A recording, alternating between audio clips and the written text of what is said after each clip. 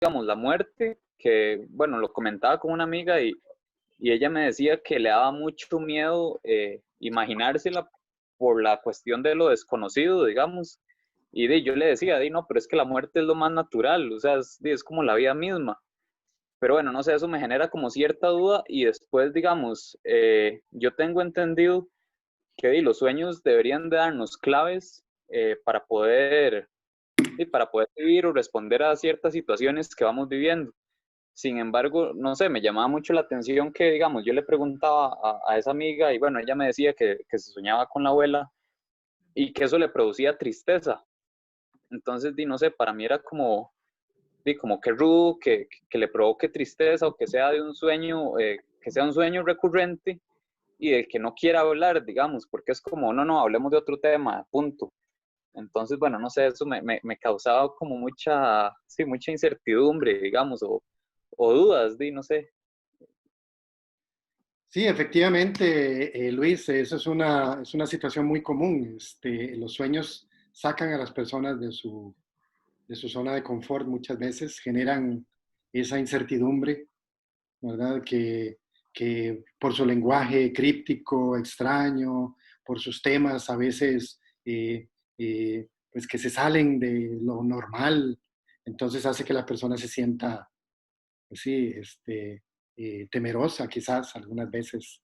Eh, Otras veces genera o produce una sensación de que es una estupidez, por ejemplo, ¿verdad? Eh, Fíjate que yo, por ejemplo, que bueno, trabajo con pacientes, a todos los pacientes con los que trabajo les pido que le pongan mucha atención a sus sueños.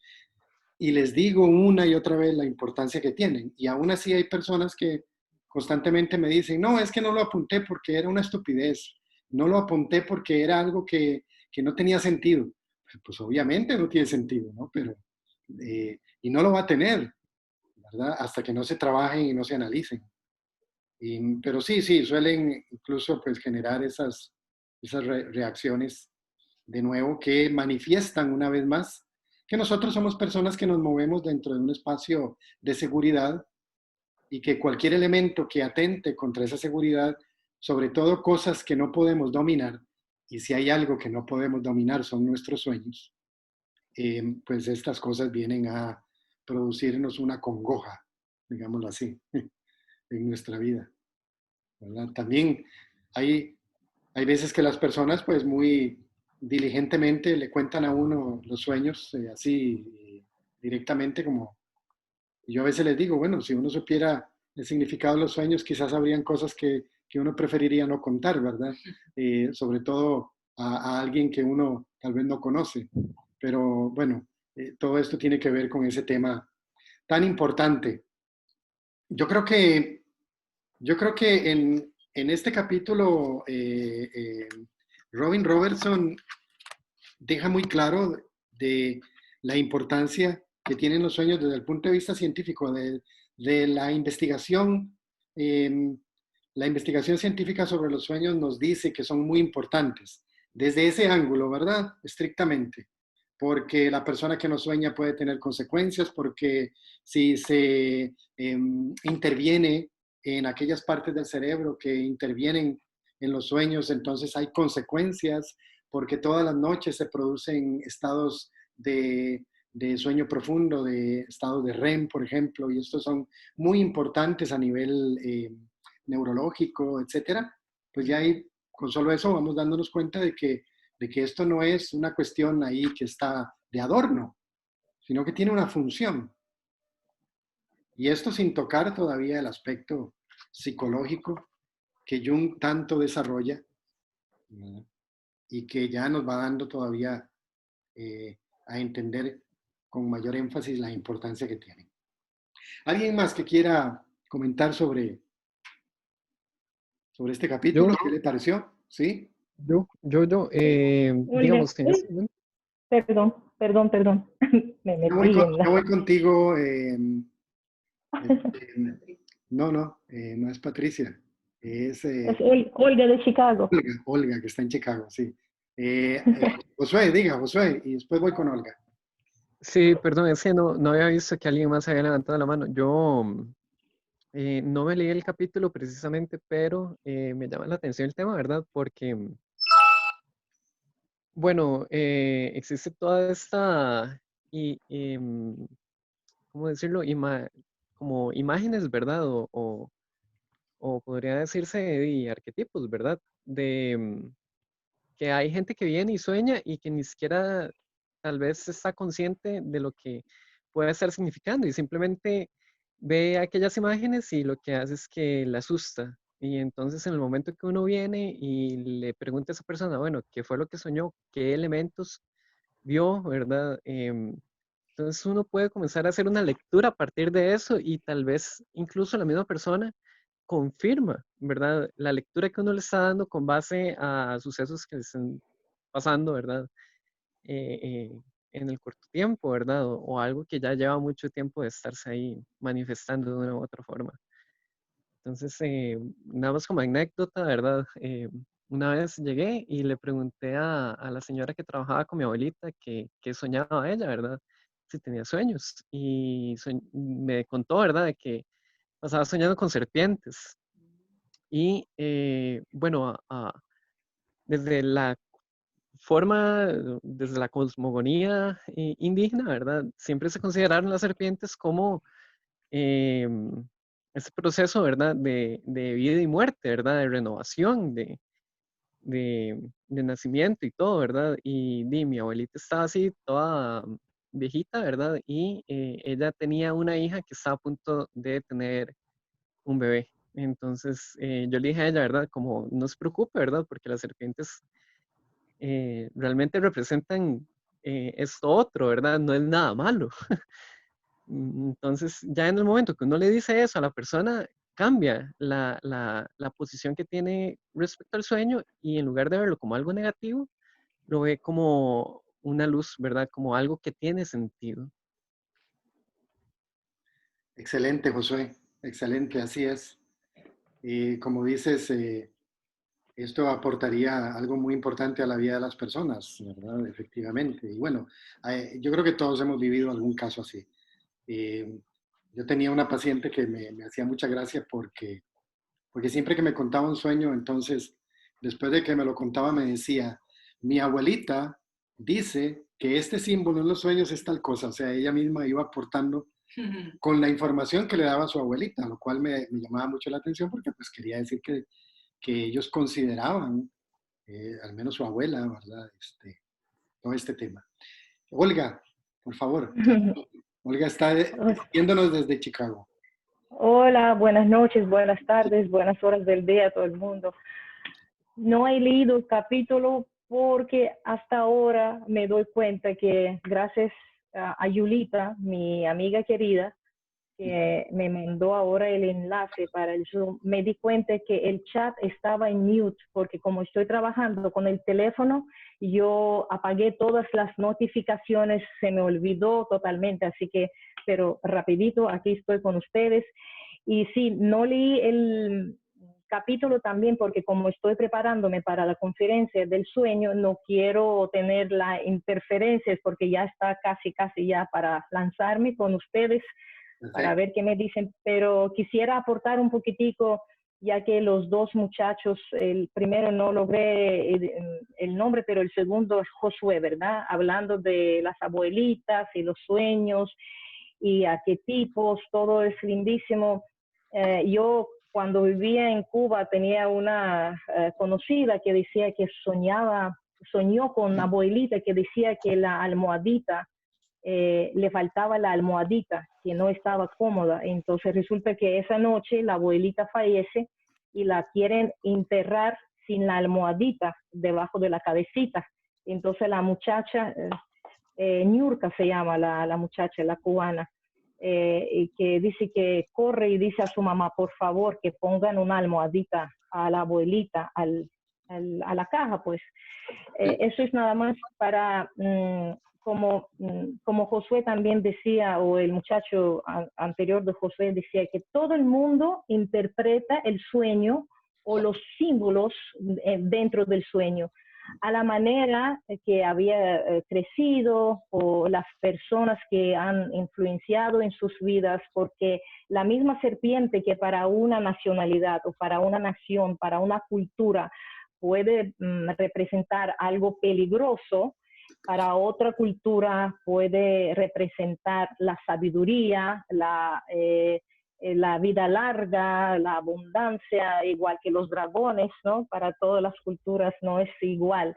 Arquetipos es bellísimo lo que describe Jung, y estaba pensando en estas personas que ni siquiera, como el dicho que dice, el que no sabe y no sabe que no sabe, ¿no?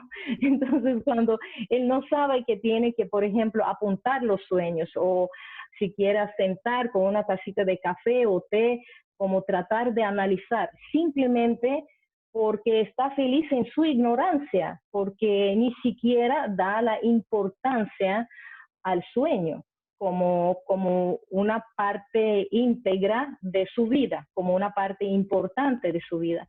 También hay sueños que el ser humano no recuerda. Se levanta y dice, ahí mismo estaba, ahí mismo estaba. Yo creo que en una de las reuniones tú dijiste, traten de apuntar el sueño, que tú decías a tus pacientes, que traten de apuntar el sueño ahí mismo cuando se levantan por alguna necesidad fisiológica al medio de la noche, ahí está el sueño, tomen el teléfono o algo, eso es bueno. Entonces, el que no sabe y no sabe que no sabe, quizás el sueño no tiene tanta importancia, soñé tal cosa y ya.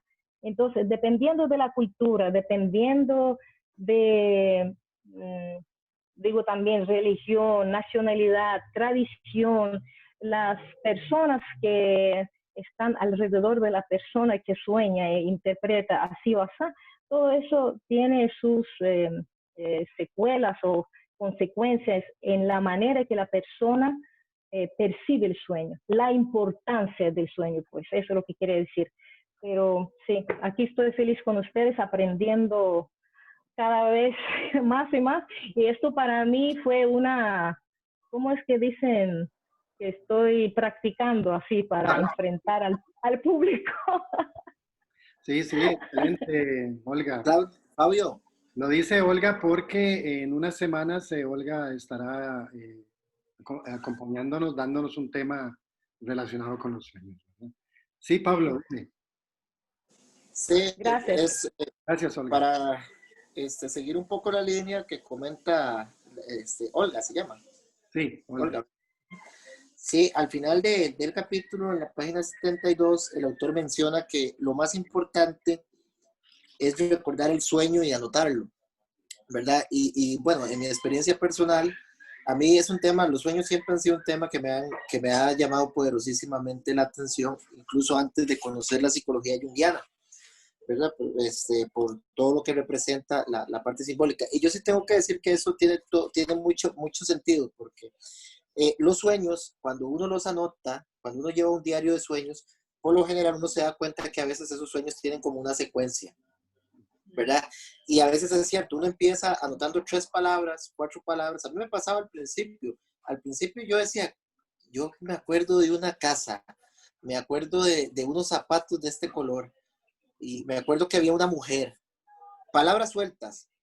Ya con el tiempo, pues ya fueron como escenarios un poquito más, ya como que habían historias, yo recordaba historias, podía escribirlas, pero eso se daba con el tiempo, y yo podía darme cuenta que habían sueños que se repetían cada cierto tiempo. Entonces, por ejemplo, yo le tomaba importancia a ese tipo de sueños, que yo decía, mira, yo recuerdo haber soñado con esa misma persona hace un tiempo, y revisaba y veía que sí, efectivamente, y tal vez no era la persona, era lo que representaba la persona para mí en ese momento. No, tal vez no era nada que ver con la persona, era una representación de algo emocional que la persona, ¿ves?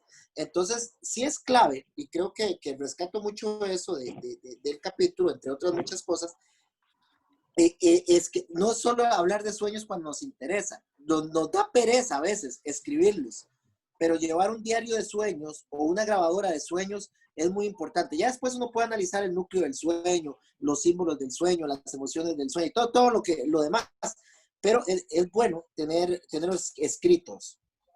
¿verdad? Oh, sí. Un archivo es indispensable. Sí, estoy de acuerdo, Fabio. Con permiso, un minuto más para, si se puede añadir algo. Adelante.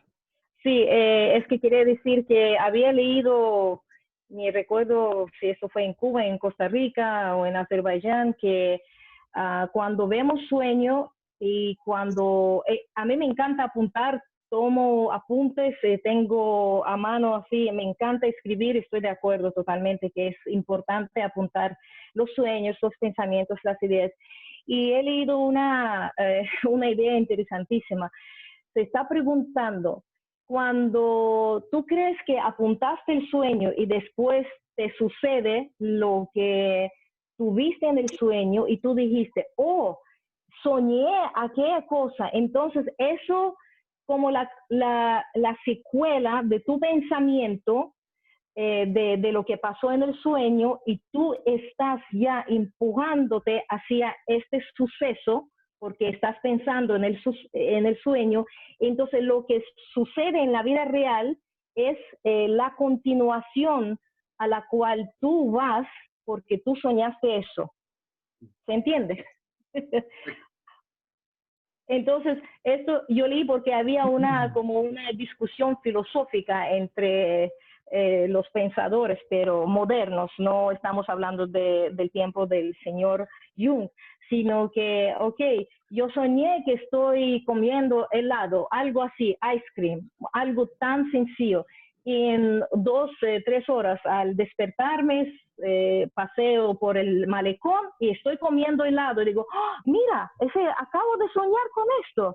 Entonces, eso es mi subconsciencia me lleva a un lugar adecuado donde venden el helado porque yo soñé, entonces, o yo estoy relacionando lo que soñé y como que juntando con lo que ya está pasando en la vida real, algo así. Entonces, esto fue una polémica sobre cual leí diferentes opiniones y así. Claro. Y eso es un tema interesante.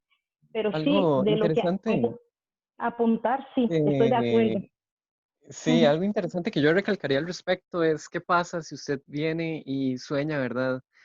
Que asesina a alguien o asesina a un montón de personas o se encuentra en un conflicto apocalíptico, ¿verdad? En el cual usted tiene que decidir entre matar y sobrevivir, ¿verdad?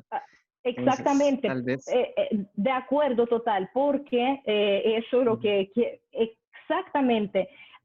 Ustedes todos conocen el famoso movimiento que se llama Talib, ¿verdad? Todo el mundo conoce este movimiento terrorista, pero realmente la palabra Los Talib, terroristas.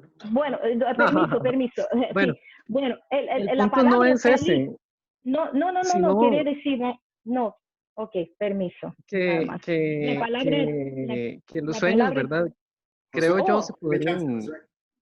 sí, que se para que, podrían como tipificar, ¿no? Sí. Entre cosas que son destino manifiesto, ¿verdad? De lo que usted se soñó y después le pasa, y otras situaciones que están en pro de prepararlo psicológicamente ante una situación de vida o muerte, ¿verdad? Entonces yo creo que ahí entra mucho esto que dice la parte instintiva, ¿verdad? Eh, que se apunta ahí Bueno, en el libro, ¿no?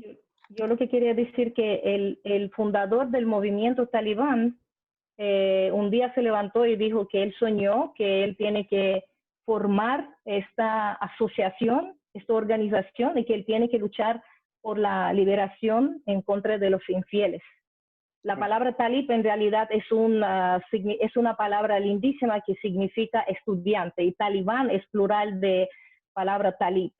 Pero Entonces, Olga, discúlpame, es que ahí, ¿verdad? Yo creo que hay una serie de influencias sociales, ¿verdad? Se podría analizar obviamente. incluso tal vez a nivel antropológico, el cómo una persona viene y se utiliza a sí misma como supuesto iluminado para influir, ¿verdad? En el actuar y el pensar de las personas que lo rodean. Exactamente. Entonces, yo creo que se sale un poco, sí, se sale un poco del tema, ¿verdad? Sobre cuáles son los sueños, porque no tenemos absolutamente ninguna prueba de que este chavalo se haya soñado que era el liberador de las masas y Sí. se haya querido Ujú. poner un grupo terrorista, ¿verdad? De Siento yo que eso acuerdo está total. más tirándose, sí, hacia las formas de manipulación social, ¿verdad? De Cómo se acuerdo. ejerce el De control acuerdo. social, sí. Bien, No obstante, Solamente digamos, yo puse quería esto como... preguntar, hay otras personas que han levantado la mano. Voy a hacer lo siguiente. sí, Voy a, eh, deme un momentito porque, ok, voy a tener que ponerlos a todos en mute y a abrir micrófono a las personas que piden la palabra. Le voy a dar la palabra a Víctor y Patricia, que hace un rato me la pidieron. Adelante, Víctor. Bueno, soy yo. Sí, adelante, para adelante. En el punto donde habla de por qué soñamos, el autor ahí dice, habla de 3 puntos. Dice, naturalmente, esto es exactamente lo que experimentamos en nuestros sueños. En el punto 2, dice que desde sueños donde el soñante no está presente, sino que meramente es un observador externo. Hasta sueños donde el soñante está muy implicado en la trama del sueño. Incluso los sueños lúcidos, donde el soñante se da cuenta de que está soñando mientras está soñando. Y puede incluso alterar el sueño mientras sigue soñando. Entonces yo me pregunto, ¿puedo alterar el sueño o es parte del sueño o es algo que al interpretar el sueño lo voy a cambiar o me lo va a cambiar? O cómo tal vez usted podría poner como algún ejemplo Sí, claro. sobre ese tipo de sueños. Muy interesante lo que comenta Patricia. El tema de los sueños lúcidos es todo un tema, ¿verdad? Hay quienes piensan que un sueño lúcido es un sueño en donde la persona lo controla, tiene conciencia de él, lo cual en parte es cierto, ¿verdad? La teoría lo dice así y las personas que han experimentado ese fenómeno también dan testimonio de que es así. Sin embargo, fíjense que hay muchos testimonios de personas que han tenido sueños lúcidos en donde, por ejemplo, se dan cuenta de que están soñando, ¿verdad? Y entonces, algo muy común, saltan de una ventana y salen volando, por ejemplo, ¿verdad? Pegan un salto y resulta que el salto es kilométrico, por ejemplo. O sea, se dan cuenta de que están soñando y tienen un cierto control sobre el sueño. Pero también hemos encontrado testimonios de personas que de repente se dan cuenta de que están soñando, saben perfectamente que están en un sueño, por ejemplo, por la técnica de jalarse el dedo y el dedo se estira, entonces obviamente uno dice, bueno, esto en el mundo material no puede suceder, quiere decir que estoy soñando. Perfecto. Pero resulta que cuando agarran la manilla de la puerta para abrir la puerta y salir del cuarto, no pueden. Entonces ahí uno dice, bueno, ¿se tiene control sobre el sueño o no se tiene? ¿Sí? ¿O se tiene un control parcial sobre el sueño? ¿Hay una cuota mayor de conciencia? Seguramente que sí, obviamente, ¿verdad? El solo hecho de darse cuenta de que uno está soñando ya implica una reflexión, lo cual es un acto conscientivo. Pero eso no implica que la persona tenga control absoluto sobre el sueño, obviamente, ¿verdad? Aún así, en sueños lúcidos suceden muchas cosas que escapan a la voluntad del soñador. Y el resto de los sueños que vienen allí, pues ya son harto conocidos, ¿verdad? Sueños donde la persona está presente, otros donde no lo está, donde aparecen personajes conocidos. Todo esto forma parte de el enjambre este que entra dentro del gran tema de los sueños, ¿sí? Por ejemplo, yo sueño con alguien. Vamos a decir que yo sueño con mi esposa, que la tengo aquí al lado. Cuando me despierto y me acuerdo del sueño, entonces pienso, ¿era esa mi esposa? O sea, si yo en el sueño me di cuenta de que tenía que hacer algo con respecto a ella, ¿debo ir y decirle a ella, oye, soñé contigo anoche y tengo que decirte esto? ¿Es ella verdaderamente la que aparece en el sueño? o es una imagen de ella a través de la cual yo canalizo psicológicamente una serie de ideas, emociones, sentires, conceptos, etcétera, ¿verdad? Todo esto también entra dentro de este gran enjambre de los sueños. Y finalmente, para seguir dándole paso, porque me encanta, hay personas que están esperando con la mano levantada, ya casi voy con ustedes, el tema del talibán. Bueno, ese es un tema muy común, le pasó a este señor que menciona Olga, y le ha pasado a muchas personas que de repente tienen un sueño y les dicen, tú guiarás a mi pueblo hacia la verdad. Y entonces se despiertan en la mañana y dicen, claro, yo tengo que levantar un gran movimiento y tienen que seguirme a mí porque yo soy el elegido, lo vi en un sueño. ¿Mm? ¿Cómo se debe tomar eso? ¿Se debe tomar como algo personal? ¿Se debe tomar como algo que corresponde a una proyección del inconsciente personal? ¿Se debe tomar como algo que viene como una proyección del inconsciente colectivo? ¿Se debe llevar a lo colectivo o se debe trabajar a nivel personal? ¿Cómo podemos hacer para dilucidar este asunto? Todo esto entra también dentro de este gran tema de los sueños, ¿verdad? Déjenme ver con quién estamos. Angelina, querías participar, me parece. ¿Es correcto o me equivoco? Sí, claro. Ah, bueno, adelante, adelante, Angelina. Sí. A mí, bueno, algo que me llamó mucho la atención es en una parte de la lectura que dice, aprendemos en gran parte de la acción, puesto que experimentamos los sueños como reales. Humphrey destaca que deberíamos poder aprender de los sueños de la misma manera que aprendemos de nuestra experiencia diurna.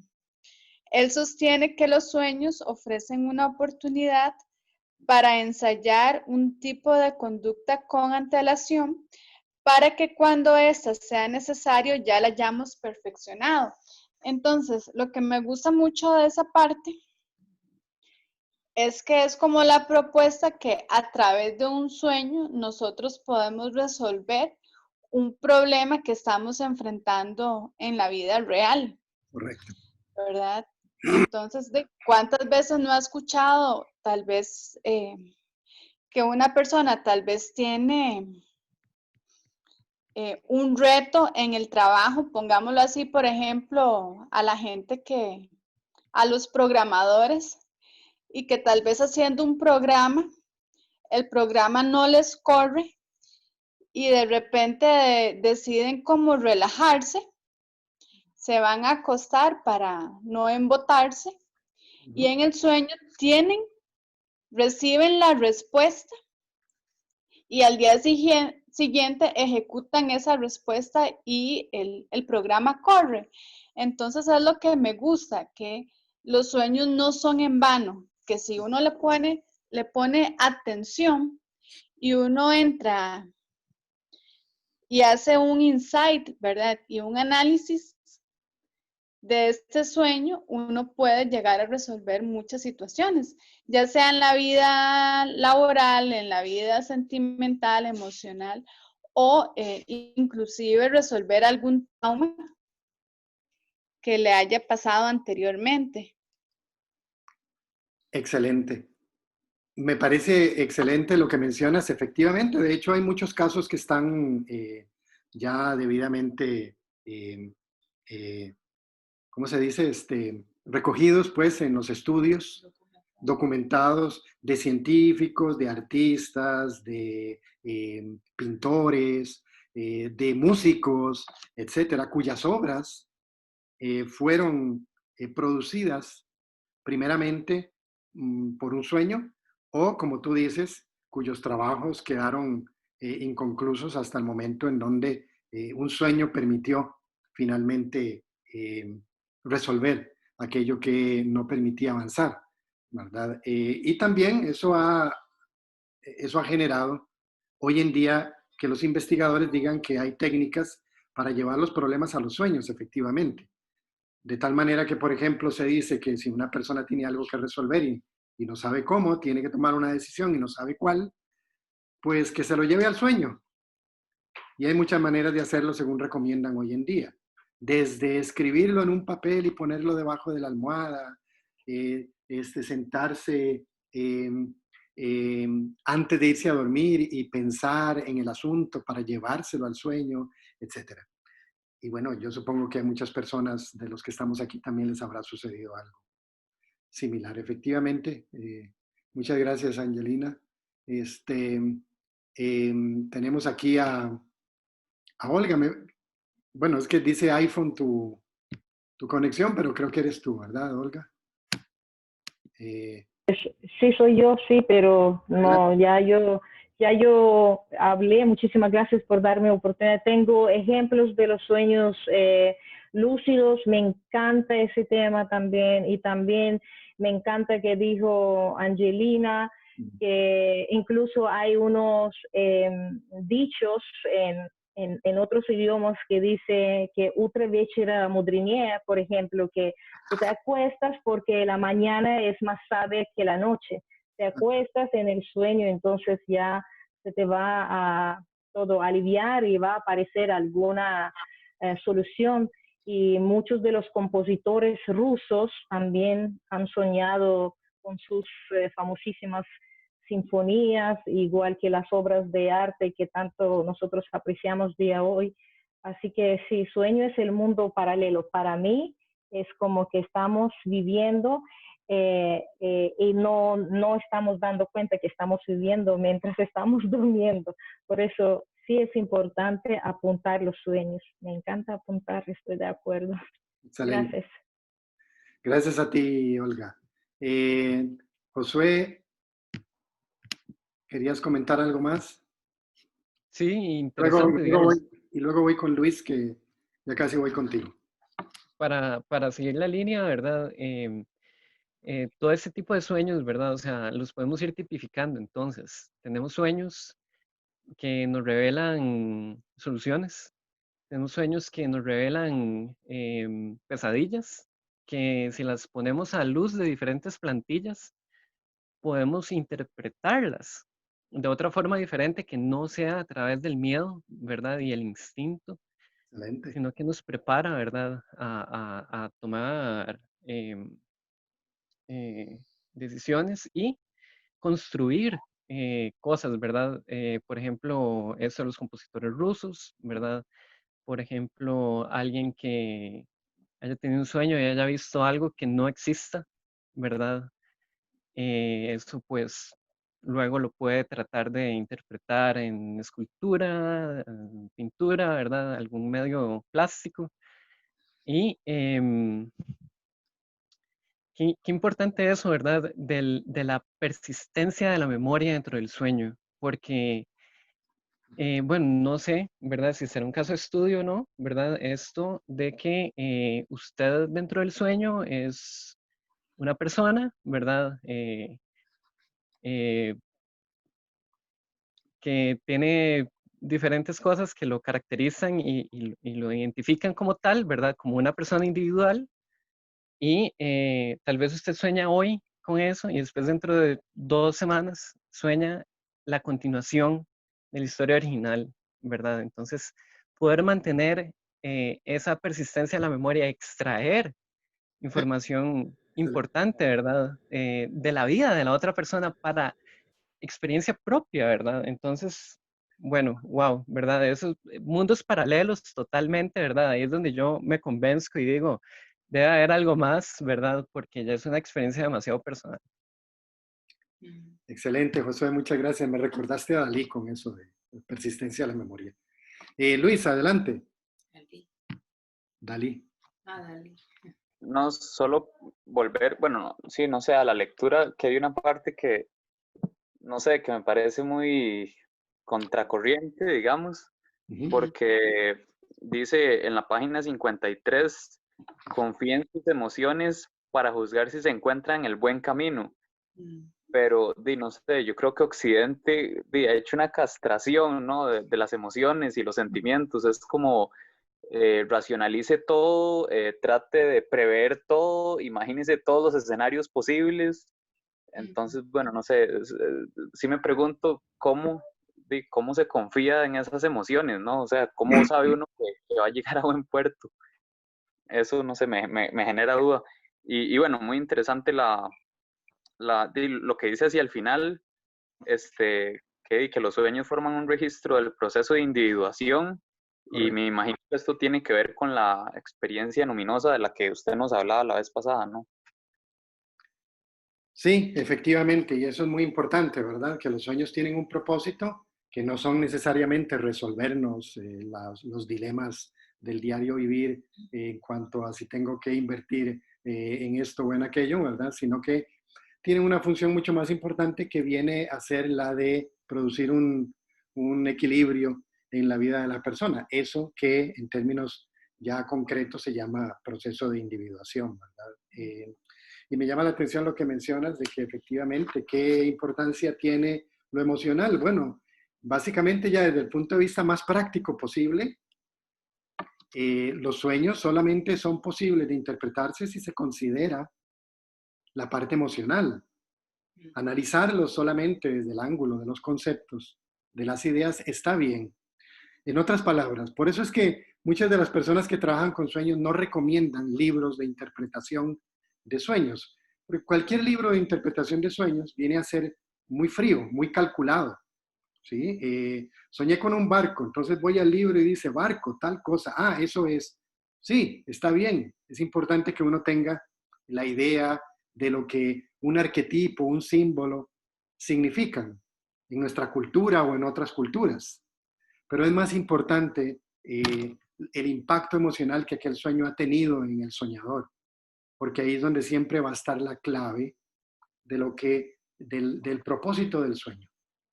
¿Sí? Y aquí es importante que en el inicio del capítulo, por ejemplo, la cita con la que inicia este capítulo es una cita en donde Jung deja muy claro qué es lo que él entiende por inconsciente y la gran diferencia que existe con respecto a Freud, ¿verdad?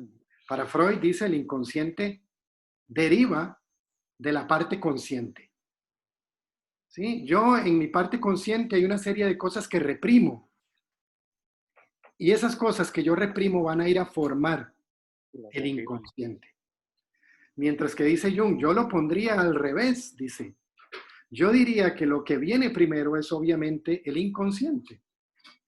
En la temprana infancia somos inconscientes.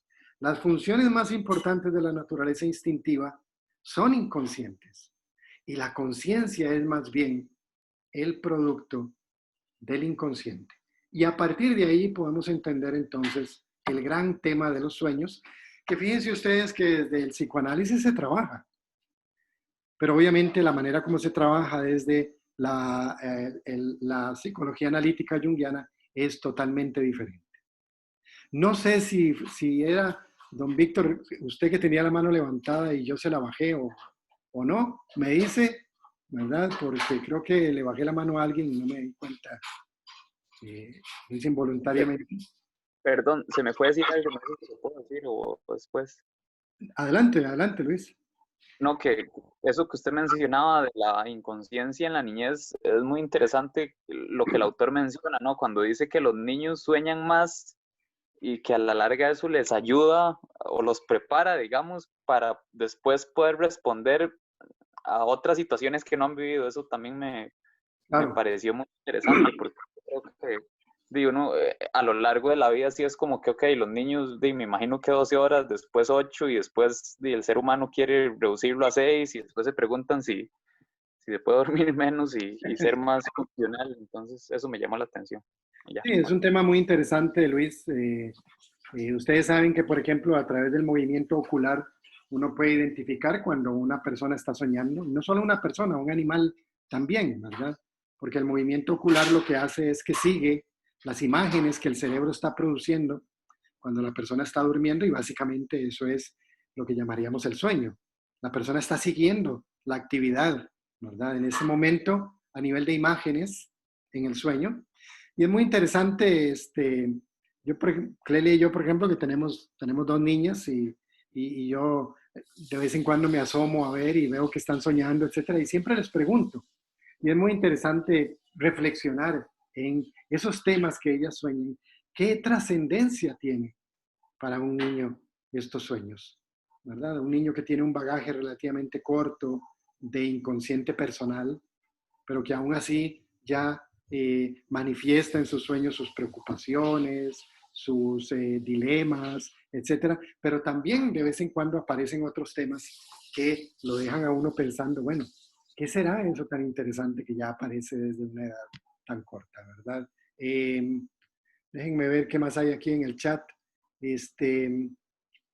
Gracias. Ok, vamos a ver. Bueno, sí, claro. Ejemplo de un sueño lúcido, me pregunta Olga. Déjenme ir con Josué, que hace rato tiene la mano levantada. Adelante, Josué.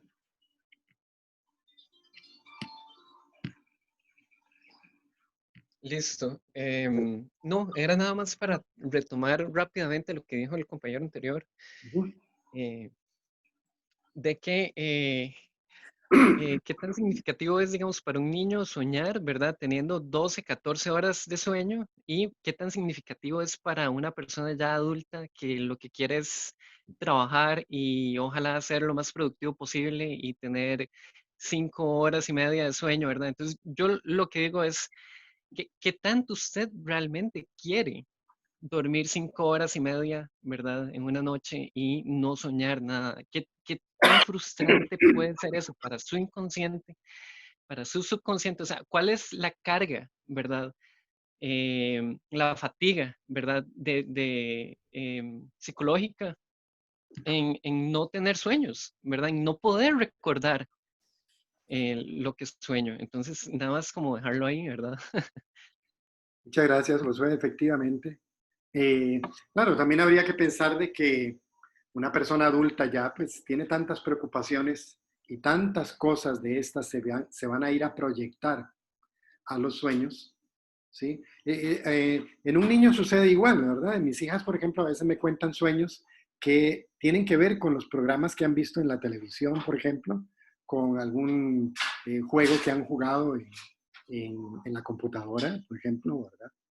Y nosotros también. Sin embargo, bueno, aquí habría que ver que hay sueños básicamente que son proyecciones del inconsciente personal, pero hay sueños que escapan a eso y esto nos permite entonces mencionar este párrafo donde dice Jung que el descubrimiento, dice más bien Robinson, por parte de Jung de los referentes mitológicos de los sueños le condujo a su concepto del inconsciente colectivo y de sus componentes. O sea, Jung se da cuenta de que hay personas que le cuentan cosas, que tienen sueños en los que hay información que ellos no poseen, básicamente.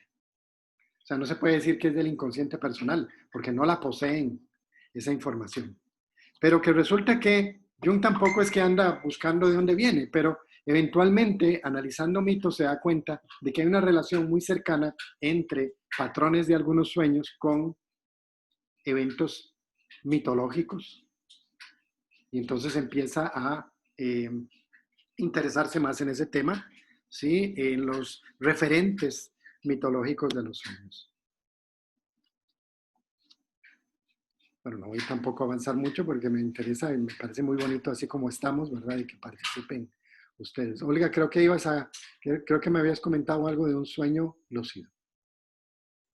Sí, como un ejemplo, porque creo que señora Patricia mencionó sueños lúcidos y a qué manera podemos manejar sueño adentro. Pues me llegó un ejemplo así muy vívido en mi memoria, un vecino en Cuba, un buen hombre casado con hijos, y decía que se repite el sueño constantemente, que él se encuentra con una señora muy moza, muy así, asá, y hacen todo tipo de actividades como eventos sociales, y él está muy feliz con ella allí.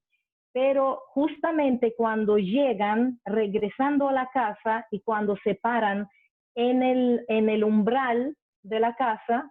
Entonces ella lo invita a él a pasar y él dentro del sueño dice a sí mismo, si yo voy a quedarme con ella en el sueño, si voy a entrar a la casa, no voy a despertar. Entonces él se despide de ella y no entra a la casa, aunque tiene ganas de quedarse con ella, de pasar la noche con ella, pero dentro del sueño él toma la decisión de no quedarse, de no entrar a la casa.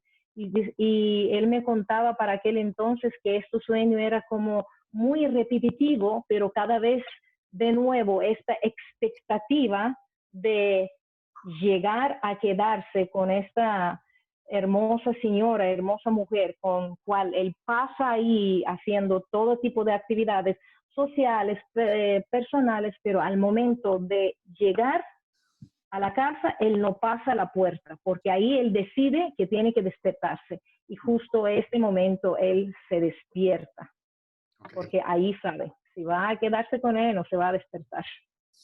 Ahí era como un comentario. Gracias. A ti, Olga. Sí, Josué.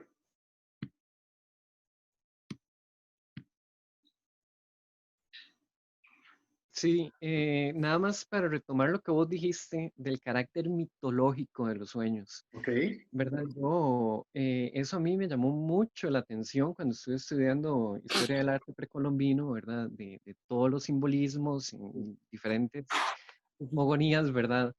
Y entonces yo me pregunto, ¿verdad? ¿Qué tan improbable es, ¿verdad? Porque yo siento que es bastante probable, tal vez no se haya comprobado, pero el heredar, ¿verdad? Ciertos rasgos culturales que a mí me hagan más propenso a soñar con ciertos símbolos, con ciertos arquetipos, ¿verdad? Con ciertas situaciones. Y entonces como un legado ahí, tal vez incluso que entra a la psique de forma subconsciente, ¿verdad? Desde que uno está pequeño, porque tal vez ves estos símbolos, tal vez ves situaciones específicas, ¿verdad? Que se les da un significado luego, ¿verdad? A nivel sociocultural. Entonces, tal vez no podemos interpretar de la misma forma lo que sueña alguien en Rusia que haya nacido en la montaña, ¿verdad? En los Alpes suizos o algo así, a lo que haya soñado alguien que haya nacido en la selva centroamericana, ¿verdad? Algo así, digo yo. Está muy interesante esa pregunta, da para mucha reflexión, sobre todo porque permite conectar con el tema de los arquetipos, en donde claramente, tanto en el capítulo anterior como en este, se deja claro, digámoslo de esta manera, ¿verdad? Estuve buscándolo aquí, pero no quiero perder tiempo buscando la frase exacta, pero básicamente lo que dice es que el arquetipo es una estructura vacía, digámoslo así, que se viene a complementar con una información que cada sujeto le aporta, digámoslo de esta manera. Y ahí entraría también eso que tú mencionas del tema de estos grandes temas culturales, digámoslo así, que tienen que ver con nosotros. Fíjense que, por ejemplo, el caso de Jung tiene mucho que ver con eso, porque esto a mí personalmente es lo que más me asombra del doctor Jung. Él es un conocedor muy amplio en términos de cultura general.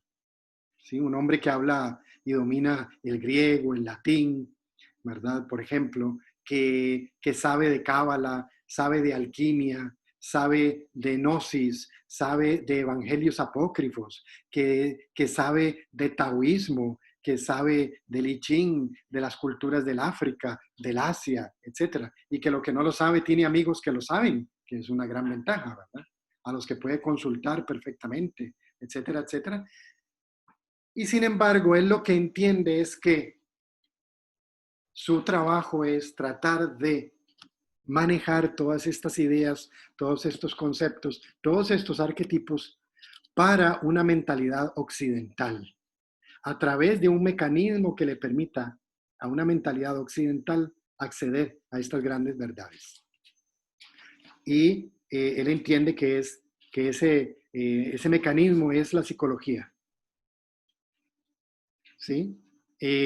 Esto no gusta mucho a a los psicólogos modernos, junguianos, ¿verdad? Clásicos, por ejemplo, en los que uno encuentra una especie de separación y en algunos hasta un divorcio con esa parte de Jung que tiene que ver con todos estos conocimientos. Pero es importante porque es parte de la vida de este señor.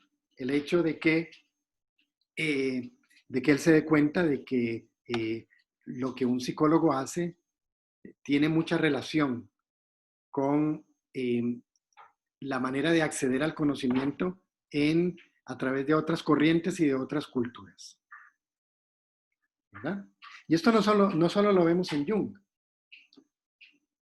sino que lo vemos también en otras corrientes psicológicas. Claro, tampoco hay que pensar, porque esto también le significa rechazo a muchas personas, pensar de que, bueno, Jung era un científico y entonces niega toda esa otra parte de la mística, de la experiencia espiritual, etcétera. No, nada que ver. En Jung está muy presente todo esto. Ya lo comentábamos en una ocasión cuando dimos un tema relacionado y que poníamos aquel video de la entrevista que le hacen en 1957, cuando el periodista le dice, ¿usted iba a misa con sus padres? Sí, claro. Y finalmente le dice, ¿y usted cree en Dios? Hoy, como queriendo tirarle ahí la zancadilla a ver qué dice el hombre. Y Jung le responde, yo no necesito creer, yo sé. Esa expresión, aunque a muchos junguianos clásicos no les gusta, pero esa expresión, esa manera de responder, básicamente da a entender de que Jung sabe lo que es la gnosis. Y que sabe que quien accede al conocimiento sabe y ya no necesita creer. Ese es el principio fundamental de la gnosis. ¿Sí? Que la persona acceda directamente al conocimiento para que pase de pistis a una etapa superior, llamémosle así, que es la de poseer el conocimiento, saber, conocer. Y esto está presente en todo su desarrollo científico. Entonces es muy interesante esto que mencionas, Josué, porque efectivamente nosotros somos occidentales. Por más que nos guste, y esto no tiene ningún problema, o sea, a mí me encanta, por ejemplo, el budismo, lo seguí por muchos años, lo practico y conozco bastante de él, y estuve metido en más de un monasterio, igual con el indigenismo, pero eso no quita que yo siga siendo occidental. Y la mentalidad occidental es una mentalidad muy particular, ¿verdad? Occidente es muy particular en estas cosas. Entonces, esa es una virtud, me parece a mí, del Dr. Jung y de su obra, que va dirigida específicamente para la mentalidad occidental. Eso te iba a decir, que lo que me habías comentado la semana pasada. Sí. Comente. Bueno, buenas noches. Es que este punto es bien importante. La semana pasada, hablando aquí con Fabio, le preguntaba yo, bueno, en realidad, muchas de las cosas que Jung habla, a mí me suena muy familiar, aunque pues yo no lo conozco tan bien toda la obra como Fabio, pero yo le decía, me suena muy familiar, y entonces me decía Fabio, bueno, es que en realidad Jung, digamos, no ha inventado el agua tibia en el sentido de que, digamos, lo que él estaba diciendo ahorita, el gran aporte es que todo este conocimiento que ha estado ahí es universal en todas las culturas. Jung lo aprovechó, lo conoció, y nos lo trajo a las personas que estamos aquí en Occidente. Como dice Fabio, es otro tipo de mentalidad. Entonces, digamos que hablando con Fabio de esto, pues él me decía, ese es como el gran aporte, ¿no? Que trajo algo que era muy abstracto, muy místico, y lo hizo bastante más práctico, ¿no? Para la mentalidad nuestra. Eso me parece importante porque también hay que agradecerle la parte científica, ¿no? Porque al final el pobre Jung lo criticaban de un lado y del otro, los místicos porque era muy científico y los científicos porque era muy místico, pero en realidad ese es su gran aporte, que todo este conocimiento tal vez muy abstracto, muy místico, él lo puso en práctica a nivel científico y muchas cosas las pudo constatar, ¿no? Entonces, me pareció muy interesante porque nunca lo había reflexionado así hasta que hablando con Fabio me dice, no, en realidad eso es, digamos, lo que uno le agradece más, ¿no?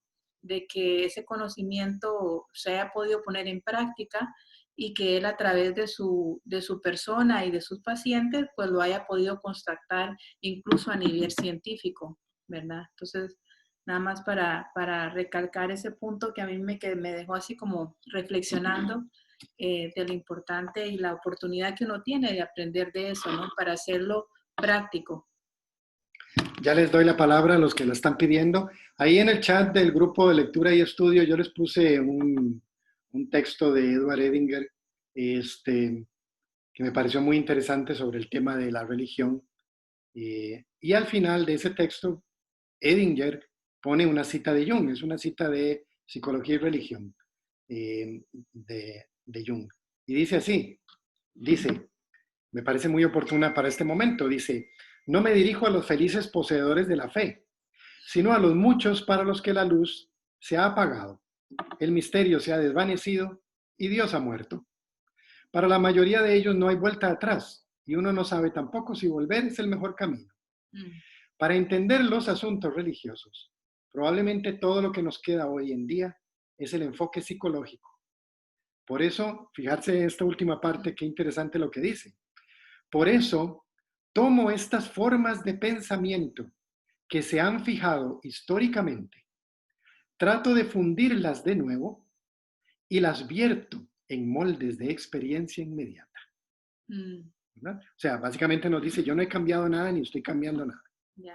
Pero estoy tratando de adaptar a la modernidad a través de una nueva corriente, nueva en ese momento, ¿verdad? Que se llama psicología, estas formas de pensamiento que se han fijado históricamente y que lamentablemente por haberse fijado históricamente y haber quedado prácticamente convertidas en ideas y en pensamientos han perdido su valor.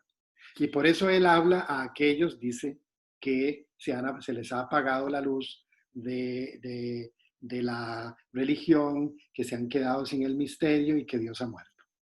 ¿Sí? Es muy interesante, me comenta Olga en el chat. Ya voy con los que me piden la palabra, aquí los tengo presentes. Me dice Olga en el chat, excelente Fabio, dice exactamente, yo sé, knowing is above and beyond belief. El conocimiento está por encima y más allá de la fe, de la creencia. Bueno, ese es un libro, ese es exactamente el título de un libro de la doctora Elaine Pagels cuando escribe sobre el Evangelio de Tomás, el Evangelio apócrifo de Tomás, y le llama así, Beyond Belief, más allá de la fe. Porque ella entiende que estos textos apócrifos permiten ir más allá de esa estructura rígida y anquilosada de la explicación del catolicismo sobre estas cuestiones de fe. Explicación que ya no tiene mayor alcance y que incluso para muchos ya ha perdido básicamente su valor. Yo suelo decir que yo era una de esas personas que me orienté hacia Oriente, nunca mejor dicho, me orienté hacia Oriente porque para mí lo que Occidente me ofrecía ya no tenía mayor valor. ¿Qué me ofrecía? Bueno, la fe católica. Pero descubrí los evangelios apócrifos y descubrí la gnosis apócrifa. Y eso me devolvió a mí la fe en Occidente, definitivamente. Bueno, vamos a ver, aquí tengo a Luis, que ya tenía la mano levantada hace un rato, luego voy con Angelina, que también la tenía levantada. Adelante, Luis.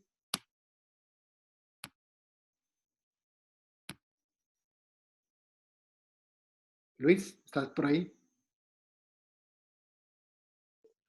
Ya, es que no podía activar el audio. Gracias. No, muy interesante. Tocar 3 puntos. El primero, bueno, hace referencia a lo que usted ya comentaba de todo el bagaje cultural que tenía Jung. Muy llamativo, no sé, muy curioso o asombroso. Lo que me contaba un compa de Jung, me decía, más es que Jung estuvo en México y eso lo acercó a poblaciones indígenas y me parece que en África. Entonces tuvo una experiencia otra en la que él tuvo un impacto muy fuerte por las prácticas que tenían, ¿no? Era como a nosotros todo lo que hacen ellos nos parece irracional, pero ellos están contentos. Y, y bueno, era como toda muy interesante también como la forma de ser que tenían las tribus indígenas o que tienen, no sé, de tratar al loco, digamos, de la sociedad, que es, o sea, que no lo excluyen, no es como que tiene una imperfección y lo mandamos a una clínica para que traten de repararlo o para que no le haga daño a nadie, sino que la comunidad le da la función, ¿no? Entonces, bueno, muy interesante ver ese aspecto y la importancia que tienen los viajes para todo el planteamiento de Jung. Después, bueno, no sé, eso que usted decía del saber y el creer, no sé no sé, me llamó la atención una frase de Robinson en la que dice, Jung creyó que la función principal de los sueños era servir como compensación inconsciente a nuestra actitud consciente. Yo me quedé así como de qué fuerte, ¿no? Porque justamente en esa frase que usted decía del creer y el saber y la diferencia, fue lo que me vino como no sé, así de referencia, digamos, con lo que lo relacioné. Y después, bueno, no sé, muy interesante también, yo estudio enseñanza de la religión y muy interesante leer sobre Juan, digamos, que hay muchos estudiosos que dicen que Juan era gnóstico. Y es muy interesante ver como no sé, la concepción que él tiene, porque el Evangelio, sí, de Juan dice que lo importante es el discipulado. Entonces no hay como toda la cuestión institucional y jerárquica de puestos, sino que o sea, lo importante o lo trascendental, digamos, es mantenerse como un aprendiz y la posibilidad de amar que tiene cada ser humano. Entonces, nada más, bueno, comentar eso que, no sé, que son aspectos muy interesantes. Gracias. Excelente, muy bien. Gracias a ti, Luis. Angelina, ¿por dónde estás? Ahí estás. Gracias. ¿Me escucha? Sí, te escuchamos. Ok, perfecto. Es que yo tengo una duda porque en una parte de la lectura se menciona lo siguiente: si el soñante no está preparado para recibir una nueva pieza de autoconocimiento, él o ella puede analizar los sueños y jamás detectar el elemento crítico. Y bueno, ahí menciona de un amigo de él que tuvo un sueño, el sueño se lo interpretaron y ya cuando se lo interpretaron, él dijo, uy, sí, claro, es esto. Y que después, cuando se topó con su amigo, él le dijo qué significaba el sueño y dijo que se le había ido la idea. Pero yo digo, si ya uno tiene un sueño, o sea, uno está preparado para el mensaje. Tal vez uno no lo sabe cómo interpretar, pero digamos, va donde alguien como usted, Fabio, y usted le puede ayudar a esa persona. Claro. A que haga un análisis de ese sueño. Entonces, no es que la persona no está tal vez preparada, sino que tal vez la persona quiere esquivar su responsabilidad, porque al hacer consciente un sueño, lo que hay que hacer es ponerse las manos a la obra, ¿verdad? Llegar y hacer algo, llegar y resolver. Porque digamos, eso lo vemos que también anteriormente mencionan cuando José le interpretó los sueños al faraón. Correcto. Obviamente el faraón, cuando se soñó con las 7 vacas gordas y las 7 flacas, estaba turbado porque sabía que era algo importante, pero él no sabía exactamente a qué se refería, hasta que José, cuando le explicó los sueños a José, José le mencionó que iban a venir 7 años de mucha abundancia, pero que de esos años de abundancia tenía que hacer como una especie de ahorro, porque después de esos 7 años de abundancia iban a venir 7 años de penurias. Entonces, si llegaban y ahorraban y sabían manejar los recursos de los primeros 7 años de abundancia, de ahí podían agarrar una reserva para enfrentar los 7 años de penurias, ¿verdad? Okay. Entonces, yo sí pienso que uno sí está preparado, pero que ya después, como dicen popularmente, uno se haga el cara de barro, ¿verdad? Y no quiera asumir la responsabilidad. Entiendo. Pues sí, fíjate que eso suele pasar, ¿verdad? Yo entiendo lo que quiere decir Robinson, me parece que es así. En ambos casos, por ejemplo, y esto yo lo he visto en la práctica, lo he visto varias veces, personas que tienen un sueño, ¿ok? Entonces, le cuentan a uno el sueño, lo tienen apuntado y se lo mandan a uno o lo cuentan. Pero resulta que hay algo del sueño que no recuerdan. Y claro, mi pregunta que yo me hago es, ¿qué será esa parte que no se recuerda? O que se acordó en la mañana, pero ahora ya no la recuerda. Y yo me pregunto, ¿por qué esa parte en particular? Lo demás lo recordó perfectamente, pero hay algo que él sabe que había recordado, el soñador, y ahora ya no lo recuerda. Pueden haber muchas razones por las cuales esto sucede. Robinson lo generaliza como que no está preparado. Bueno, puede ser que la persona no esté preparada, efectivamente, o puede ser que haya un boicot, ¿verdad?, en la persona sobre ese tema en particular, haya algún tipo de resistencia que no le permite recordar aquello. Todo esto tiene mucho que ver cuando uno trabaja con los sueños. Hay cosas, hay personas que se boicotean sus propios sueños porque hay ciertas cosas que el sueño va a venir a revelar y que no quieren saber de esas cosas, por ejemplo.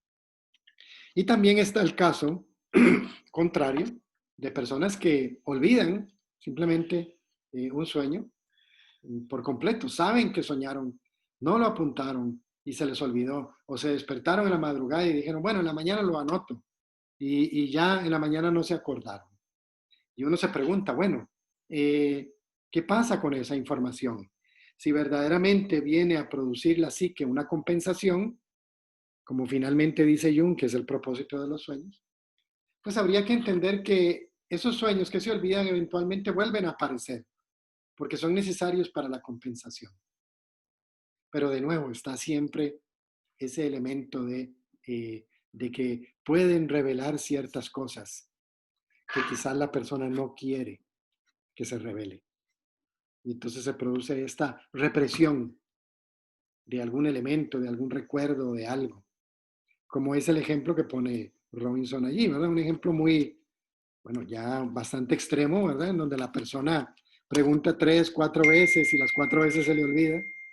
Bueno, pues ya habría que pensar de ese olvido ya no es involuntario, o sea, ahí tiene algo que ver, algo que toca, algo que está movilizando y la persona no quiere confrontarlo. Tenía por ahí Josué la mano levantada. Josué. Sí,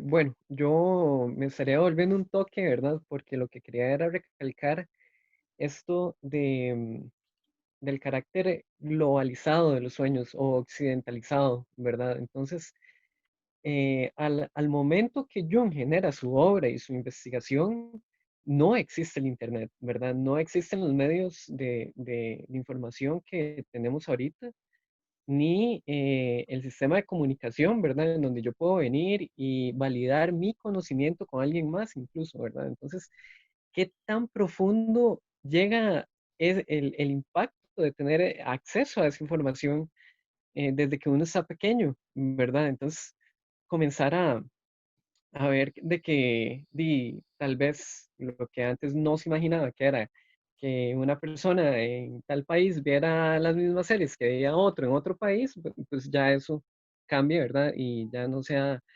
anómalo, sino que más bien sea el común denominador y que todos tengan como cierta raíz.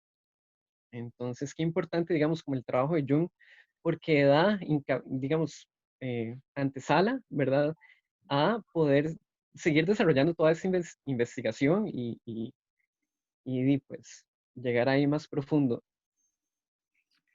Sí, claro, ciertamente, como dices, era un tiempo en donde, bueno, como tú dices, ¿no? Imaginemos en ese tiempo yo un interesado en alquimia, por ejemplo. Bueno, ¿cómo haría uno si no tuviera el Internet o si no tuviera Amazon para conseguir material de alquimia? O sea, habría que empezar a preguntar, a ir a la biblioteca, a mandar cartas y la carta se tarda un mes en llegar y entonces la respuesta se tarda otro mes en volver y básicamente era lo que hacían estas personas. Y así era como Jung conseguía sus textos y su colección alquímica, yendo a la biblioteca, consultando con amigos que quizás conocían un poco más, etcétera, etcétera. Entonces sí, hay ahí una obra muy interesante. Bueno, yo les mandé también al chat del grupo este de estudio la próxima publicación de los libros negros, ¿verdad? Vamos a tener ya publicados esos manuscritos de Jung sobre su proceso personal que él le llamaba confrontación con lo inconsciente, que le lleva muchos años, porque obviamente pues a ese ritmo como se vivía en aquel tiempo, pues era un proceso de años. Si a esto también le agregamos, bueno, que Jung es un científico, él trabaja con personas, con pacientes, y ve muchos pacientes, y entonces tiene acceso a una gran cantidad de información que le llega por medio de estos pacientes. Pues sí, básicamente ese es una de las de los grandes aportes y que uno valora de todo este trabajo que hizo este señor. ¿Quién más tenemos por ahí que quiera participar? Si no, pues seguimos adelante con el texto, ¿verdad? Luego viene toda una disquisición de si los animales, si los seres vivos, etc. Bueno, está muy interesante también, ¿verdad? Yo quería preguntarte sobre los zapatos, a mí me pareció súper interesante. Ah, el ejemplo que pone. Sí. Sí, claro. Como soñé con los zapatos. Sí, bueno, ahí ponen el ejemplo de los zapatos, ¿verdad? Que es interesante lo que dice Robinson, ¿verdad? Yo he tenido pacientes que han soñado con zapatos, yo mismo lo he soñado. Cuando yo lo llevo a ese terreno, pues me parece muy interesante la amplificación que se le puede dar, ¿verdad? A ese tema.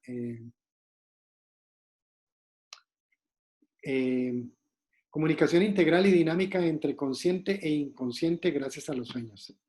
Exactamente, ese es el tema que nos parece más interesante de este capítulo, que aparece a partir de este apartado que se llama Sueños y Conciencia, ¿verdad? En donde ya se empieza a hablar de esa interacción entre lo consciente y lo inconsciente, efectivamente. Así es. Y ahí es donde aparece, por ejemplo, el tema de los sueños como función compensatoria. Sí, claro.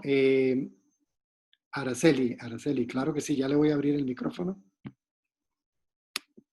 Abra usted el suyo, Araceli. Yo ya le di, ahora sí, ya estamos al aire. Gracias. Sí, bueno, quería comentar desde hace ratillo, pero para encaminarme, pues me resuena mucho la comunicación del mundo consciente e inconsciente, ¿verdad? O sea, es una comunicación que no cesa porque durmamos, ¿verdad? Así como al inicio se empieza a plantear que tan importante es el mundo cuando estamos en lo diurno y en vigilia, pues también cuando estamos dormidos, solo que con otras reglas, ¿verdad? Entonces la comunicación sigue y los sueños están en ese umbral o en esa puerta o como una llave incluso para seguir comprendiendo nuestras fuerzas. Entonces, quería rescatar eso y de pronto también cuando se señala qué es lo que encontramos en los sueños, y se menciona un paisaje visual amplio, niveles de representación y el lenguaje simbólico. Esto me hacía también pensar en los recursos que utilizamos a lo largo de nuestra vida, como los cuentos, que también representan estas características, ¿verdad? O las técnicas de imaginería, que son tan poderosas a la hora de meditar o a la hora de rezar o de una relajación o una respiración guiada, que al igual que los sueños, son recursos de nuestra propia naturaleza y que impactan todas esas vías también neuronales y nos preparan para nuevos repertorios.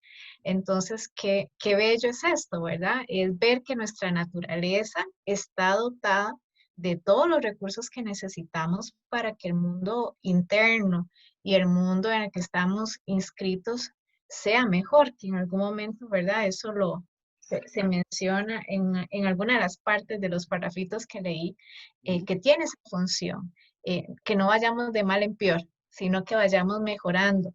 Pero entonces es un diálogo al que le debemos prestar atención cuando atendemos a un sueño, o atendemos a la resistencia como tal, nos estamos comunicando, y esa comunicación siempre va a ser una excelente inversión. Excelente, Araceli, muchas gracias. Sí, entramos en esa parte del capítulo en donde ya se viene a hablar de la conciencia, la relación que tiene la conciencia y el inconsciente con la parte consciente, y que conecta también con el capítulo anterior, ¿verdad? Cuando se comentaba sobre los arquetipos y el instinto, básicamente, esos dos extremos, ¿no? Tan interesantes. Bueno, hay una serie de citas allí que podríamos hacer, ¿verdad?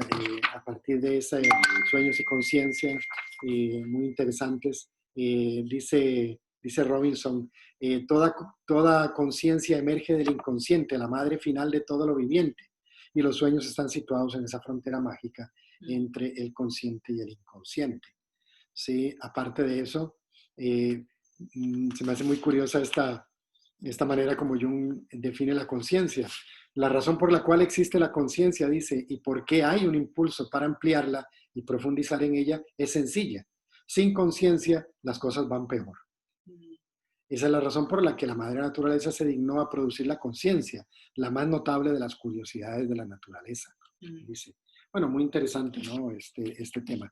Y también, pues, esto nos conecta, pues, como decía Araceli, con ese paisaje tan amplio en los sueños, y no solo en los sueños, sino en los mitos, en los cuentos, en la imaginería, en la pintura, en el arte, etcétera, en donde tenemos la posibilidad de acceder a contenidos que nos permiten amplificar, digámoslo así, nuestra conciencia, ¿verdad? Más adelante dice Robinson, pues esto que ya hemos mencionado, Jung creyó que la función principal de los sueños era servir de compensación inconsciente a nuestra actitud consciente. Muy interesante que a través de los sueños la psique intente producir un equilibrio, que parece ser que esa es la constante en la creación, ¿verdad? Producir un equilibrio. El equilibrio, la compensación, al final lo que logra es deshacerse básicamente de la dualidad. No porque la dualidad deje de existir, sino porque la compensación alcanza un punto en donde el peso de la dualidad ya no es tan fundamental como lo es ahora cuando uno ha caído en la descompensación, ¿verdad? Y básicamente, sinónimo de descompensación es enfermedad. Sí, básicamente. No solamente a nivel biológico, sino a nivel físico. Perdón, a nivel psíquico también. Vamos a ver si hay algún otro comentario o alguien más quiere intervenir. Estamos con el capítulo 3 y ya vamos avanzando en él, llegando casi al final. Sí. una cosa que me surgió aquí de duda, o sea, ¿qué pasa con las personas que padecen de insomnio? Porque hoy es tan común, ¿verdad? Bueno, por el asunto de la pandemia, pero hay mucha gente con insomnio, entonces, ¿qué pasa con estas personas? Sí, muy interesante. Bueno, desde el punto de vista científico se sabe que dejar de soñar es muy peligroso. Y bueno, esta podría ser una causa que produzca un gran desequilibrio a nivel neurológico, obviamente, ¿verdad? Y bueno, si los sueños tienen como función principal producir compensación, o sea, la psique aprovecha el sueño para producir compensación, creando todo un escenario con imágenes, con símbolos, etcétera, pues el hecho de no estar presente podría producir el efecto contrario, ¿no? A aumentar básicamente la descompensación. Creo que había algo más aquí que iba a mencionar. Vamos a ver. Creo que Josué tenía, bueno, cualquier cosa me levantan, ahí está. Si es que la tenía levantada, pero no la había visto. Adelante, Josué. Gracias. Sí, no, qué importante esto de la función de los sueños, ¿verdad? Y que a veces tal vez uno no se da cuenta, ¿verdad? De que tal vez no está soñando o no logra recordar qué es lo que sueña. Entonces, bueno, como anécdota, ¿verdad? A mí se me facilitaba mucho recordar qué era lo que soñaba, porque apenas me levantaba, iba y le contaba a alguien de mi familia, ¿verdad? Le contaba a mi mamá o mi papá. Y entonces había todo un proceso de reflexión en donde yo, tratando de recordar qué era lo que había soñado, me daba cuenta de cosas que no había notado antes, ¿verdad? Entonces, ojalá hubiera esta eh, figura, ¿verdad? En donde poder depositar toda esa información, ¿no? O sea, yo he tratado usando aplicaciones, ¿verdad? Mm, por cierto, lástima, vieras, a uno tenía la opción de apuntar colores, sentimientos, em, y bueno, toda la descripción del caso del sueño, ¿verdad? Y entonces llevaba un registro de cuándo fue que lo soñó, y entonces podía devolverse y revisar sus sueños y qué era lo que había apuntado, ¿verdad? Y podía poner imágenes también, pero se cayó la aplicación, entonces está ahí. Pero bueno, si no se tiene, ¿verdad? O sea, yo lo que digo es, qué lástima, ¿verdad? Ese insight que se pierde, ¿verdad? Y yo creo que eso hiere, ¿verdad? O sea, duele, de una u otra forma afecta a la persona. Sí, efectivamente, así es, Josué. Incluso cuando uno contempla el tema de los sueños de manera seria, pues olvidarse de un sueño duele, ¿verdad? Porque uno siente como que ha perdido una información valiosa.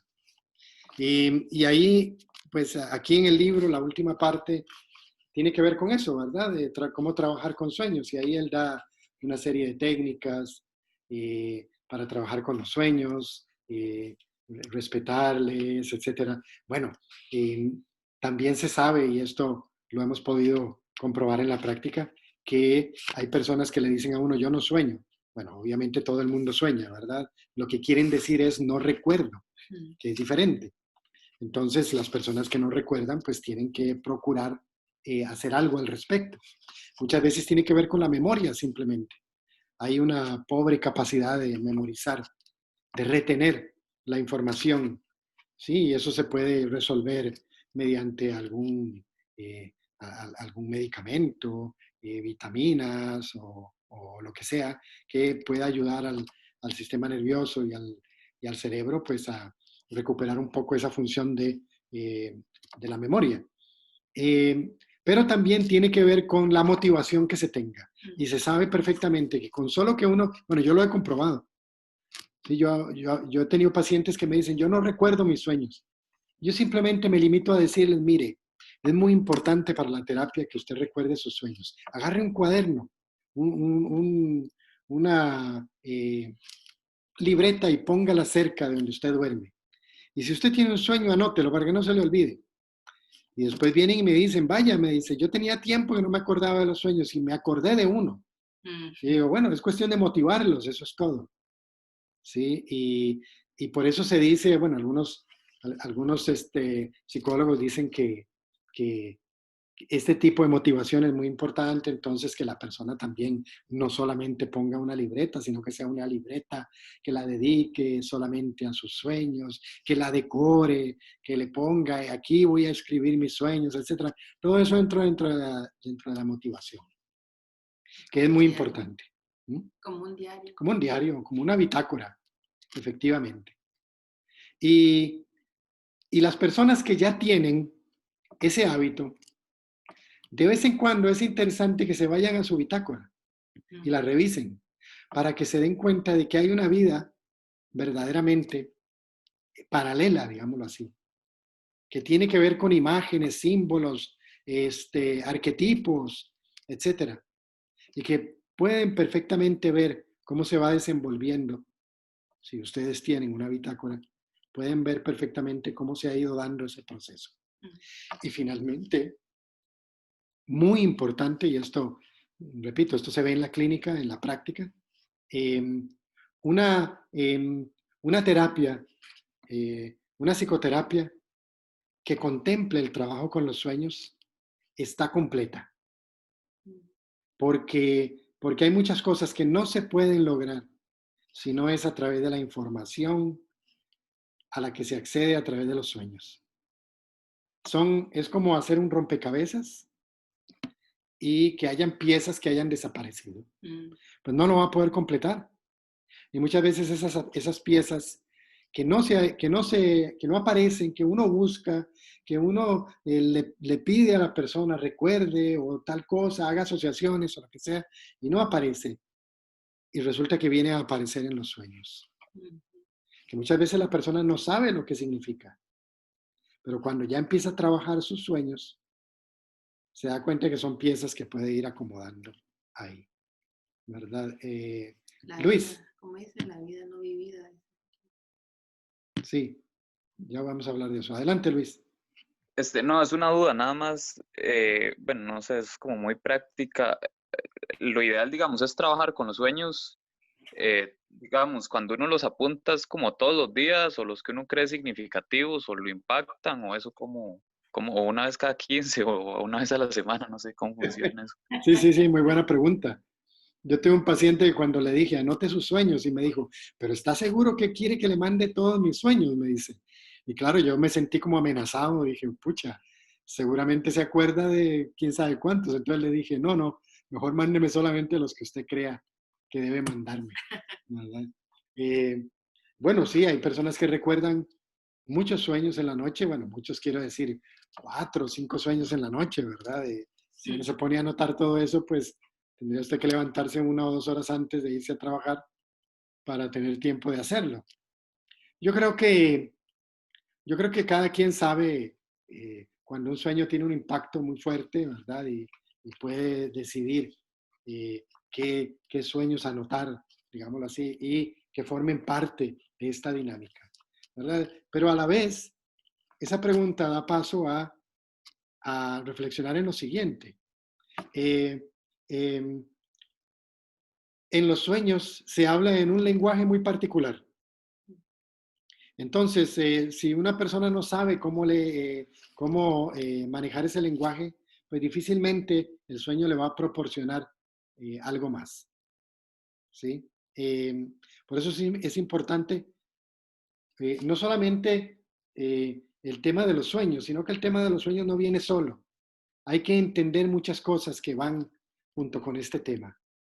Cosas como los símbolos, los arquetipos, el inconsciente personal, el inconsciente colectivo, el tema de la individuación, el tema de qué significa esto de que los sueños vienen a compensar, por ejemplo, a la psique consciente. ¿Qué quiere decir eso? ¿Cómo se puede entender esto? Bueno, por ejemplo, en este último tema, pues habría que entender que la psique consciente define lo que usted es, básicamente, su estructura yoica. Y esta está determinada también por el inconsciente personal, la cultura en la que usted vive, la religión en la que fue criado, la educación que tuvo, etcétera, etcétera. Y entonces, este lenguaje va a estar relacionado con todo esto. Y esta psique consciente, esta estructura yoica, para poder formarla, hay una gran cantidad de información, de experiencias y de elementos que hay que dejar por fuera. Y entonces, a la vez que usted forma una estructura yoica, el yo, también está formando otra estructura que se llama la sombra. Eso es inevitable. Es inevitable porque nosotros vivimos en un mundo en donde la dualidad es la que mantiene esta creación. Y hasta a nivel psíquico es importante la dualidad.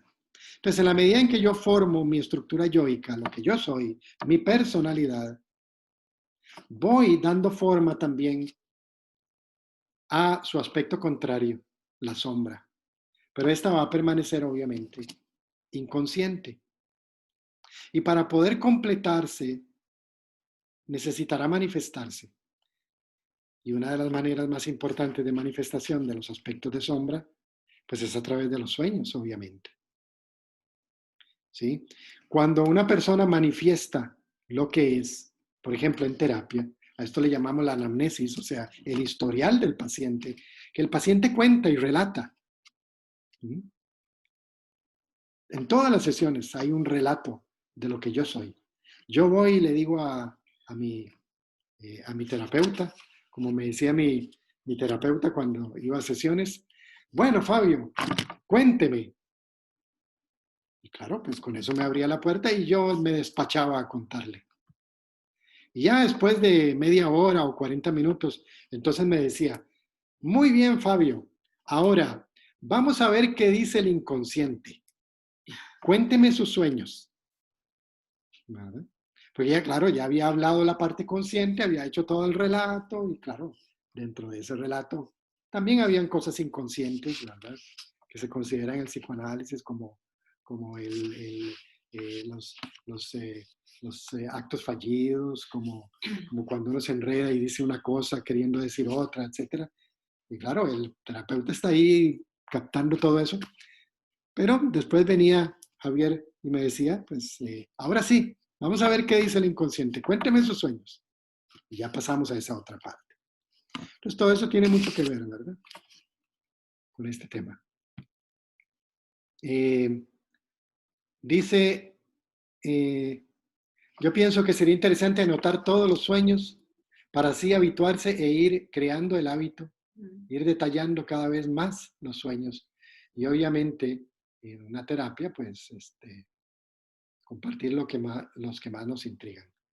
Bueno, si es posible, yo haría exactamente eso, ¿verdad? Yo hace muchos años cambié mi libreta de anotar sueños por la computadora, obviamente, ¿verdad? Tengo un archivo bastante grande en donde yo pues, me levanto y escribo de una vez en la compu porque lo hago más rápido y también puedo meter ahí muchas más cosas. Y también tengo una costumbre que, bueno, se las comparto, que a mí me ha ayudado muchísimo. Y es que, por ejemplo, si hay alguna imagen, alguna situación, alguna circunstancia que me llama mucho la atención, pues yo la dibujo. ¿Y cómo hago para meterla en la compu? Pues le tomo una foto y la meto como una imagen. Escribo en la computadora ese relato de ese sueño y meto esa imagen. Y yo sé que me estoy refiriendo a eso. Y eso eventualmente me ha ayudado muchísimo, porque hay cosas en los sueños que cuando uno las relata, uno dice, bueno, está bien el intento, pero eso no es lo que yo vi. Entonces, claro, yo prefiero irme y dibujar aquello. Yo no soy dibujante, pero eso no interesa. Lo que me interesa es dejar ese testimonio, por lo menos visual, de qué fue lo que vi. ¿Sí? Así que, bueno, eso también es una buena idea. Aquí hay algunas cosas que dice Robinson, ya casi estamos llegando al final del capítulo, como por ejemplo que los sueños son semilla a germinar. Esto es muy interesante también del tema de los sueños. Uno a veces tiene un sueño y no todos los sueños se pueden interpretar en ese momento, porque hay sueños que se adelantan a los acontecimientos. Y uno hace el intento, pero uno dice, bueno, no, aquí no doy con esto. Pero resulta que unos días después, unas semanas después, o a veces meses después, algo pasa en la vida de la persona. Y lo primero que se le viene es el sueño aquel que yo tuve. Y va uno a buscarlo en la bitácora. Por dicha tenía una bitácora, ¿verdad? Si no la hubiera tenido, salado. Y va y mira en la bitácora y dice, efectivamente, aquí está. Ahora entiendo. Es muy interesante. Y otra técnica que se utiliza para trabajar con sueños, pues es la imaginación activa. ¿Verdad? Volver al sueño. Volver de nuevo al sueño. Volver allí.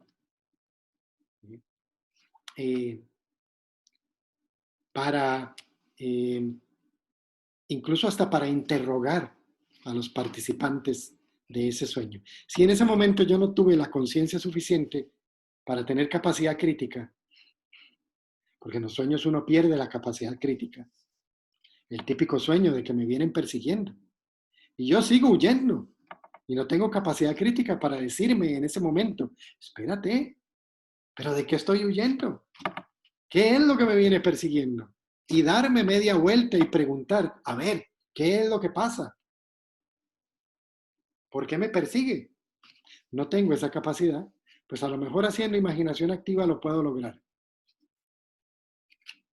Y claro, en imaginación activa puede suceder que no nos resulte el experimento, pues porque empezamos a proyectar en lugar de abrir el espacio a la imaginación.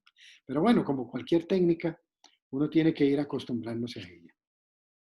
Entonces eso es otra posibilidad, ¿verdad? Yo sigo hablando, esperando el momento en que veo una manita por ahí levantada, ¿verdad? Para dar participación. Ahí es donde viene este tema de algunos símbolos, algunos ejemplos que ponen por ahí, ¿verdad? De la desnudez, por ejemplo. Los juegos de palabras, en una persona que al ir discutiendo el sueño se dio cuenta de que la palabra nabo, que en inglés se dice turnip, pues era un juego de palabras para turn up, ¿verdad? Sacar a la luz, sacar de alguna manera, ¿verdad? Lo que está escondido, turn it up, sacarlo afuera, ¿verdad? Y fíjense que viene por medio de una palabra que no tiene nada que ver, que se acerca, pero que no tiene nada que ver. Por eso es muy importante las palabras en los sueños, los nombres de las personas que aparecen en los sueños, por ejemplo. Que apareció mi tía tal, y yo siempre pregunto, ¿y su tía cómo se llama? Y muchas veces por ahí ha aparecido la clave para el sueño. Josué, adelante. Sí, algo muy frustrante que me ha pasado a mí es soñar con libros donde usted puede venir y leer y seguir leyendo y leyendo y tener que despertarse después, ¿verdad? Entonces, sí, terrible. Pues Josué, muy interesante lo que dices, porque no solo con libros, sino uno a veces se queda pensando que efectivamente algo muy importante está sucediendo y en ese momento uno despierta y uno dice, ¿por qué? ¿Qué es lo que iba a suceder? Que tengo que despertarme en ese momento. Y yo lo que entiendo es que me despierto porque seguramente eso que tenía que suceder no tenía que aparecer todavía a mi conciencia en ese momento. Pero ¿quién determina estas cosas? ¿Y por qué? ¿En base a qué se determinan estas cosas? Esta es otra particularidad de los sueños. Para mí los sueños son muy importantes en la terapia. De hecho, el otro día vi una estadística de una investigación que hicieron psicólogos junguianos en Chile, en donde se dieron cuenta de que a los psicólogos que practican con sueños, más o menos entre el 40 o el 45% del peso de toda la terapia está depositado en los sueños. Me parece muy interesante. ¿Por qué es importante para mí personalmente trabajar con sueños? Porque yo no puedo medir hasta qué punto el paciente debe acceder a cierta información o no. Porque yo no soy el que está viviendo esa situación. Y los sueños tienen esa particularidad. Si los sueños es el aporte que hace la psique a la parte consciente para producir compensación, entonces debemos confiar que ese aporte está muy bien medido y toma mucho en cuenta la capacidad que tiene la parte consciente de manejar cierta información. Y vamos al caso que menciona Josué, porque una persona despierta ahí ya cuando casi está a punto de resolverse el misterio, pero despierta.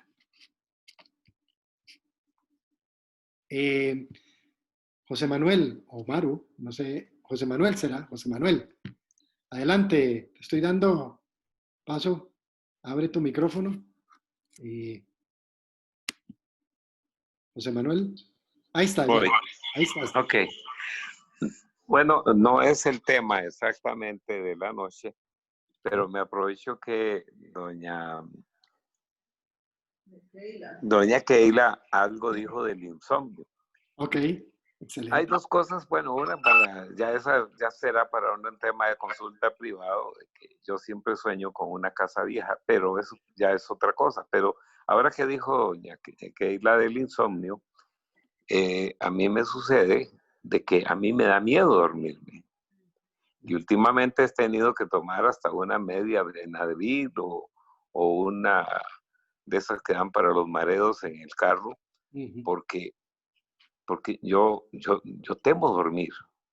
Yo temo dormir y sueño, y los sueños me llevan a cosas que tal vez me están sucediendo y no sé, me pareciera como que me da miedo dormir para soñar, porque yo cuando entro en el sueño, me parece como que vivo la realidad de los problemas y entonces tengo cualquier problema, un negocio, cualquier cosa.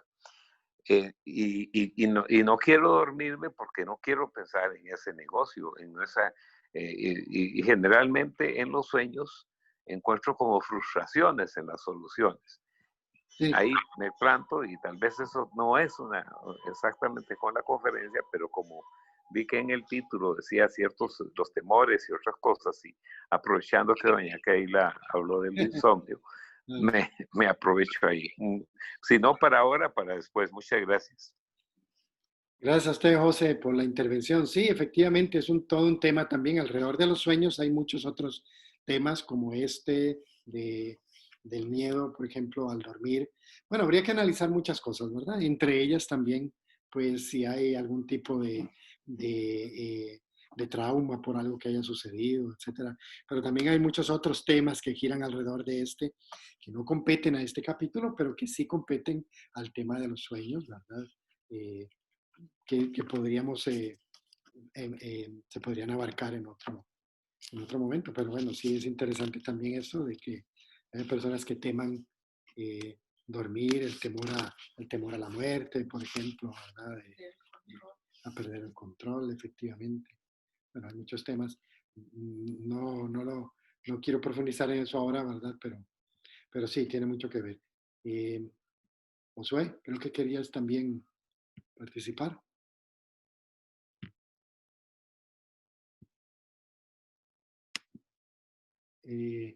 ¿Sí? ¿Qué me dicen aquí en el chat? Vamos a ver. Ya se preguntó por qué teme dormir. ¿Será miedo a morir? Sí, exacto, ¿verdad? Sí, una pequeña muerte. Hay que preguntarse qué es. Bueno, eso es lo que se haría, digámoslo así, acudiendo a un profesional, ¿verdad? Primero que nada, pues averiguar qué es lo que pasa, qué experiencias se han tenido, qué cosas puedan haber ahí que produzcan ese temor a dormir. ¿verdad? Hay personas que cuando se van a dormir, pues piensan, bueno, yo no tengo control sobre ese estado.